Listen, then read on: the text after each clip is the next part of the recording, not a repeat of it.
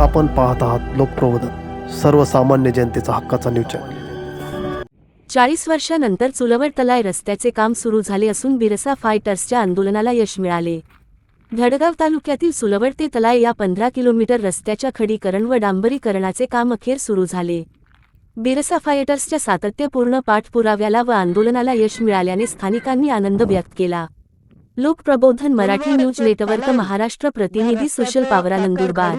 डांबरीकरण करावं अशी मागणी आम्ही बिरसा फायटर संघटनेतर्फे सार्वजनिक बांधकाम विभाग शहादा यांच्याकडे निवेदन देऊन केली होती।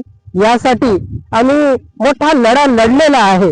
या रस्त्यासाठी याच रस्त्यावरती आम्ही घंटानाद आंदोलन केलं, त्याच्यानंतर सार्वजनिक बांधकाम विभागासमोर ठिय्या आंदोलन केलं, वारंवार निवेदनं दिली आणि त्याच्यानंतर आमच्या मागणीचं एक दखल म्हणून हा रस्ता आता बनत आहे। तुम्ही बघू शकता, मी या चुलवड ते तलाई याच रस्त्यावरती उभा आहे।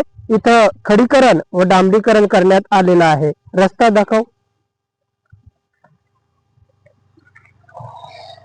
अशा पद्धतीने या रस्त्याचं काम झालेलं आहे। गाड्या आता याच रस्त्याने व्यवस्थित जात आहेत।